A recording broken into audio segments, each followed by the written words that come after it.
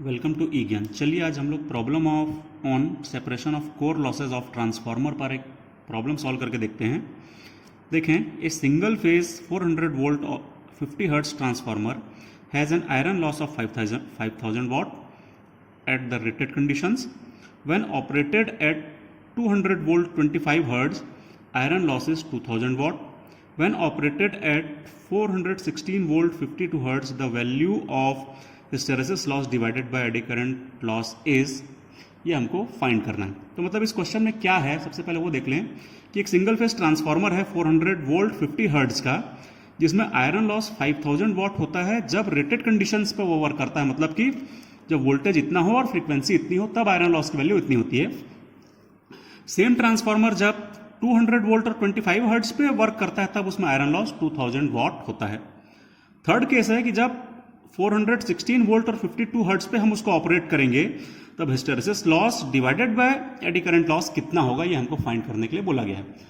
तो इसमें तीन अलग अलग केसेस हैं। पहले अपन लोग उन केसेस को देख लें। सबसे पहले 400 वोल्ट रेटेड कंडीशंस मतलब 400 वोल्ट और 50 हर्ट्ज, तो हमने ये लिखा है केस 1 400 वोल्ट और 50 हर्ट्ज पर आयरन लॉस है 5000 वॉट, तो ये हमने नोट कर लिया।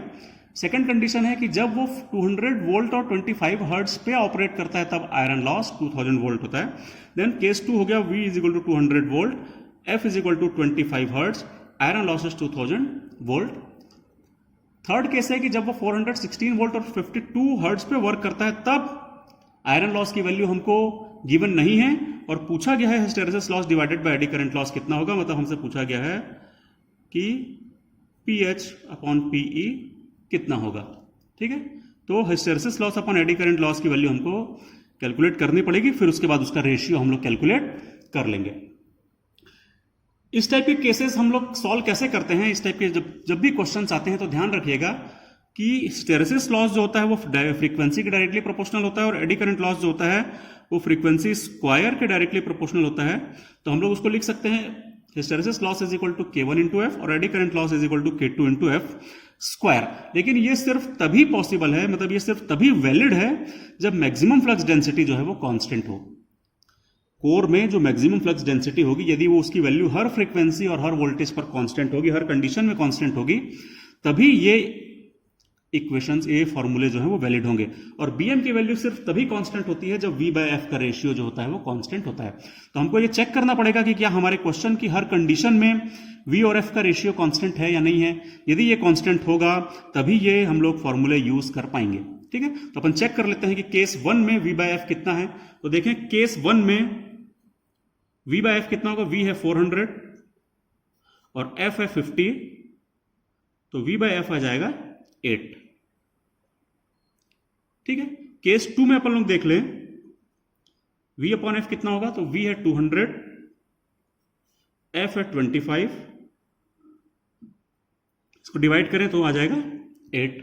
थर्ड केस में देखें V/F, तो V है 416 और F है 52, तो इसको अपन कैलकुलेट करेंगे, तो जब मैं इसको कैलकुलेट करूंगा तो भी आ जाएगा 8। तो इसका मतलब क्या है, पहले केस में भी V/F 8 आ रहा है, सेकंड केस में भी और थर्ड केस में भी, तीनों केसेस में V और F का जो रेशियो है वो सेम आ रहा है। इसका मतलब है कि हमारे क्वेश्चन में in this problem V and F ratio is constant. तो इसका मतलब है कि ये जो फॉर्मूले हैं, ये जो इक्वेशन है, ये हमारे क्वेश्चन के लिए वैलिड रहेंगी और हम इनका यूज करते हुए अपने क्वेश्चन को सॉल्व कर लेंगे। तो हमको निकालना है hysteresis loss divided by eddy current loss की वैल्यू क्या होगी। इसका मतलब है कि हमको पहले निकालना पड़ेगा हिस्टेरेसिस लॉस क्या है, फिर निकालना पड़ेगा एडी करंट लॉस क्या है, फिर उसका रेशियो अपन कैलकुलेट कर लेंगे। ठीक है, तो चलिए अपन लोग निकाल करके देखते हैं। सबसे पहले केस 1 को ले लें। पहले केस 1 को जब हम लेते हैं तो हमको पता है कि जो टोटल आयरन लॉस होता है वो hysteresis loss plus AD current loss का सम होता है। हिस्टेरेसिस लॉस हमने माना है K1F और एडी करंट लॉस को हम मान रहे हैं K2F स्क्वायर। डाटा क्या दिया हुआ है केस 1 में, फ्रीक्वेंसी 50 और आयरन लॉस 5000। तो ये आयरन लॉस जो है ये है 5000 और फ्रीक्वेंसी दी है 50, तो हम फ्रीक्वेंसी को 50 रखें तो 50 इंटू K1 आ जाएगा, प्लस यहां मैं 50 रखूंगा तो ये हो जाएगा 2500 इंटू K2। यदि मैं यहाँ से 50 को कॉमन निकाल लेता हूँ, यदि मैं यहाँ से 50 को कॉमन निकालता हूँ तो ये हो जाएगा K1, यहाँ से मैं 50 को कॉमन निकालूंगा तो ये हो जाएगा 50 K2 इज इक्वल टू 5000/50, और इसको अपन डिवाइड करेंगे तो आ जाएगा 100। तो ये हो गया हमारी equation number 1, K1 plus 50 K2 is equal to 100, equation number 1। Similarly यदि अपन केस 2 लेते हैं, जब अपन केस 2 लेते हैं तब उसमें भी फॉर्मूला है PI is equal to K1F plus K2F square यहाँ से, और PI की वैल्यू केस 2 में क्या दी हुई है, देखिए केस 2 में जो आयरन लॉस है वो है 2000 वाट, तो हम यहाँ पे पुट कर देंगे 2000 वाट प्लस K1 कांस्टेंट है, फ्रीक्वेंसी की वैल्यू क्या दी है, फ्रीक्वेंसी की वैल्यू सेकंड केस में 25, तो फ्रीक्वेंसी अपन रख देंगे 25, ये कांस्टेंट K1 हो गया, प्लस यहाँ फ्रीक्वेंसी 25 रखेंगे तो उसका स्क्वायर हो जाएगा 625 मल्टीप्लाइड बाय K2। फिर मैं यहाँ से 25 को कॉमन निकालूंगा, 25 को मैं कॉमन निकालता हूँ तो ये बचेगा K1, यहाँ से 25 कॉमन निकालूंगा तो बचेगा 25 K2 इज इक्वल टू 2000/25, तो ये आ जाएगा 80। ये हो गया इक्वेशन नंबर 2। अब मैं इस इक्वेशन को भी यहीं लिख देता हूं तो यह आ जाएगा K1 plus 50 K2 is equal to 100। यह होगा इक्वेशन नंबर 1। अब दो एक अननोन है अपने पास, K1 और K2 दोनों इक्वेशंस में, इसको अपन साइमल्टेनियसली सॉल्व कर लेंगे। जब मैं साइमल्टेनियसली इसको सॉल्व करूंगा, इक्वेशन 1 से इक्वेशन 2 को जब माइनस करूंगा तो आ जाएगा 25 K2 इज इक्वल टू 20, तो K2 की वैल्यू आ जा रही है 0.8, और इसी K2 की वैल्यू को जब मैं यहां पर पुट करूंगा तो K1 भी आ जाएगा, और K1 की वैल्यू आ जा रही है 60। इस प्रकार से अपन लोग K1 और K2 की वैल्यू को कैलकुलेट कर लेंगे। मतलब हमारे जो भी इस टाइप के प्रॉब्लम आते हैं, जब भी सेपरेशन ऑफ कोर लॉसेस के न्यूमेरिकल आते हैं, तो हम लोगों को हिस्टैरिसीस और एडी करंट लॉस निकालने के लिए K1 और K2 की वैल्यू निकालना सबसे ज्यादा जरूरी होता है। और K1 और K2 की वैल्यू कैसे निकलती है, तो हम दो साइमल्टेनियस इक्वेशंस बनाते हैं और उन दोनों को साइमल्टेनियसली सॉल्व करते हैं, उससे K1 और K2 की वैल्यू आ जाती है।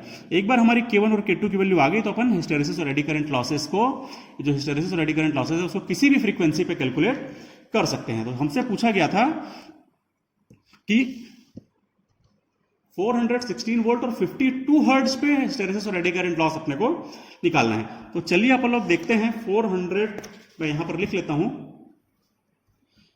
कि जब फ्रीक्वेंसी 52 हर्ट्ज हो तब हमको निकालना है hysteresis loss divided by eddy current loss की वैल्यू अपने को फाइंड करनी है।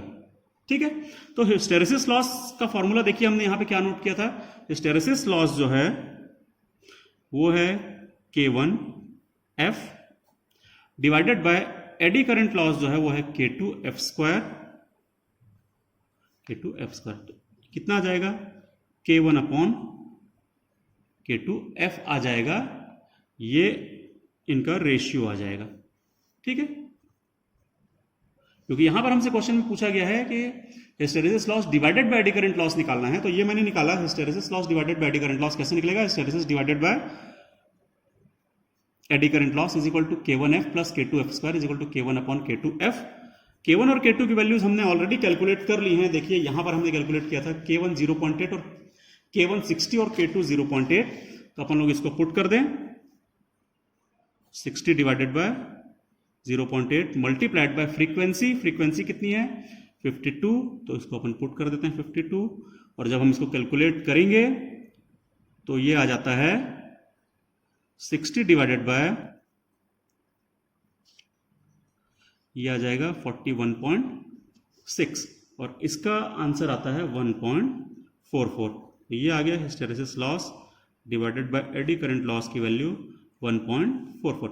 इनकेस यदि हमसे पूछा जाता कि टोटल आयरन लॉस भी निकालिए, यदि टोटल आयरन लॉस पूछा जाएगा तो टोटल आयरन लॉस कैसे निकलता है, वो निकलता है पीएच प्लस पीई की मदद से। और पीएच क्या होता है, वो होता है K1F, और पीई क्या होता है, वो होता है K2F स्क्वायर। क्योंकि किसी क्वेश्चन में हो सकता है कि ये भी पूछ लिया जाए कि टोटल आयरन लॉस निकालिए। तो K1 की वैल्यू हम लोगों को पता है, K1 की वैल्यू हम लोगों ने ऑलरेडी कैलकुलेट यहां पर की थी। K1 की वैल्यू 60 और K2 की वैल्यू 0.8, तो 60 इंटू एफ और K2 0.8 इंटू एफ स्क्वायर, इस फॉर्मूले से अपन टोटल आयरन लॉस की वैल्यू कैलकुलेट कर लेंगे। इससे अपन लोग टोटल हिस्टैरिसीस लॉस भी निकाल पाएंगे और टोटल आयरन लॉस भी निकाल पाएंगे। तो हिस्टैरिसीस लॉस जो आता है वो आता है 3120, और एडी करंट लॉस जो आता है वो आता है 2163.2, और इससे निकल जाएगा टोटल आयरन लॉस। तो ये वाली जो वैल्यू है, ये वाली वैल्यू अपनी होती है हिस्टैरिसीस लॉस, और ये वाली वैल्यू होती है एडी करंट लॉस। इनका जो टोटल आएगा, मतलब टोटल जो आयरन लॉस आएगा, तो आयरन लॉस आ जा रहा है 5283.2 वाट। तो ये हो जाएगा हमारा टोटल आयरन लॉस। यदि एग्जाम में पूछा जाए तो अपन निकाल के इसको भी बता सकते हैं। हमसे पूछा गया था इन दोनों का रेशियो सिर्फ, तो ये हो गया इन दोनों का रेशियो 1.44। तो ये हो गया हमारा complete solution of the question. Thank you.